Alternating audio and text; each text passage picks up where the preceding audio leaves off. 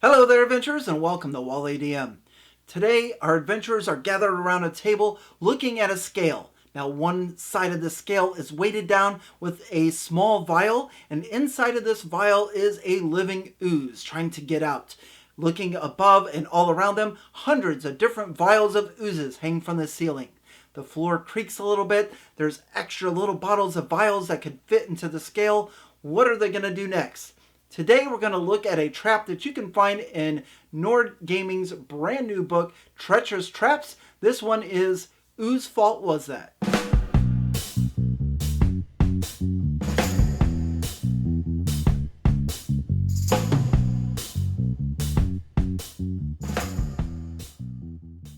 Before we get started, just a reminder, if you've not joined our Discord yet, I highly encourage you to do so. Come on over and hang out with me and a lot of cool folks that know a lot about D&D.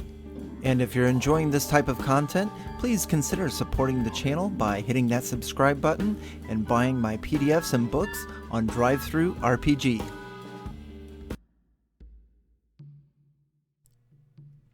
So our adventurers enter a room with hundreds of bottles hanging from the ceiling by thin pieces of wire.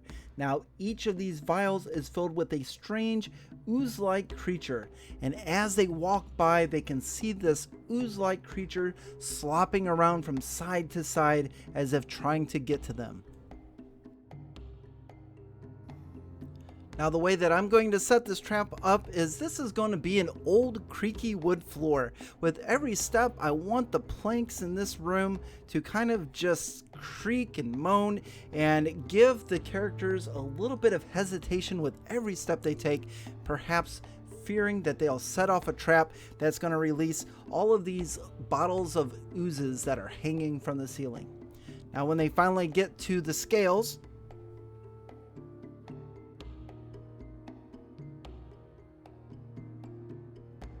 one side of the scales is going to be held down by a vial with one of those same creatures in it, oozing and splashing about.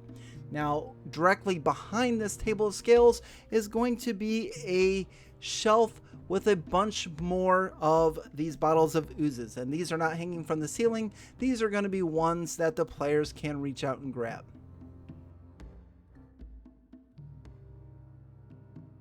Now, if I were to run this trap, I'm probably going to provide at least 12 different bottles up here that they can choose from.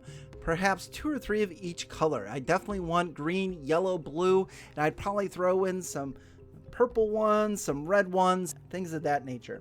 Now, this is where I would try to mislead the characters a little bit in thinking that perhaps this is a puzzle. If they were to take maybe this yellow and blue vial and put it onto this side of the scale, maybe that would equal green and balance the scales out. In fact, that wouldn't be a bad puzzle. But for today's video, it is not a puzzle. This is a trap. And the trigger to this trap is weighing down the other side of the scale.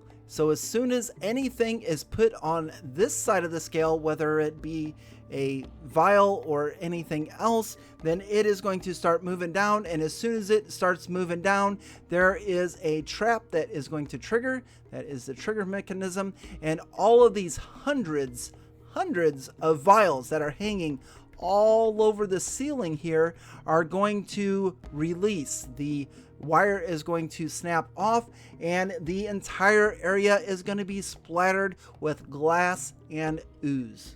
Now, of course, prior to this, if our characters have a high enough passive perception, or if they decide to search for traps, and I'm not certain what I would give this, maybe a DC 20, they might be able to find the trigger mechanism.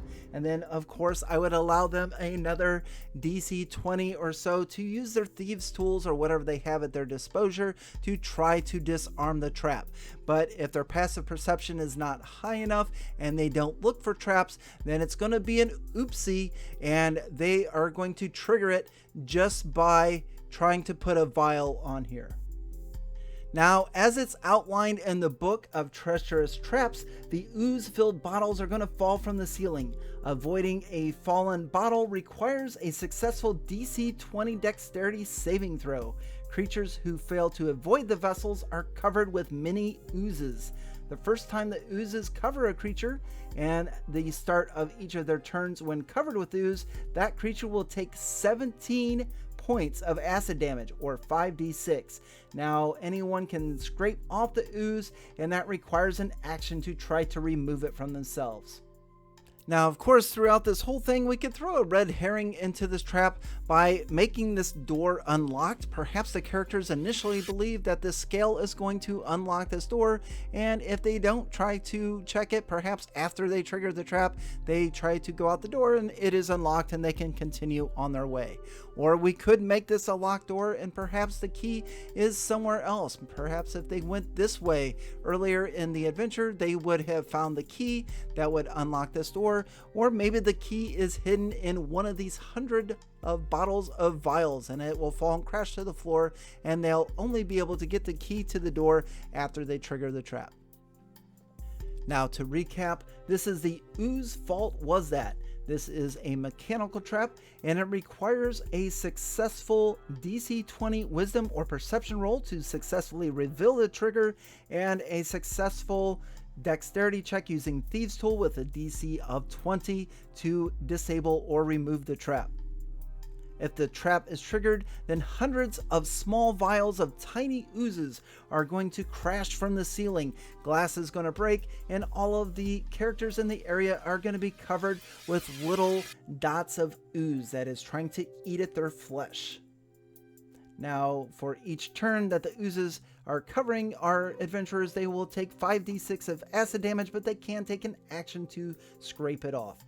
A location for this trap is definitely in a dungeon or a villain's hideout. Maybe someone who has stolen this set of scales and booby-trapped it with all kinds of different traps and vials of ooze.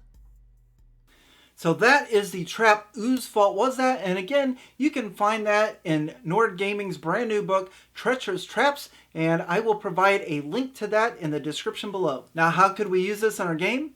Well, perhaps our characters are looking for this scale. It could be a family relic, and someone that really despises this family has taken this relic or this artifact from this family mansion, knowing how much it means to them, and has hidden it away in a dungeon and trapped it with all of these different oozes just in case they come looking for it. Doesn't really want the scale or anything, but he doesn't want them to have it, and he figures if they're going to find it, he wants to put a trap around it.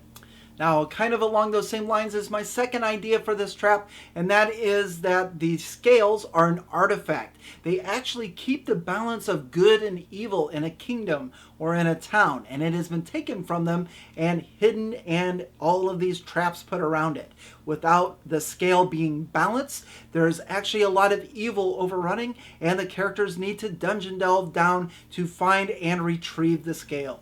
And the final idea that I have as far as using this trap could be a trial for a god whose holy symbol is the scale. Someone like Tyr, which is a warhammer with scales on top of it. Perhaps a paladin of Tyr needs to go through all these traps, trials, puzzles, things of that nature to become worthy or to learn a spell. And the scales, surrounded by all the oozes, are just part of those trials. So that's all I have for you today. What did you think of the trap? Is this something that you could use in your game? And if so, what would you do differently? I really feel that this trap could easily be converted into a puzzle. I'd be really interested in any ideas that you would have for that. Don't forget to leave a comment below. It helps the channel out a lot. Thank you very much for watching, and on to the next.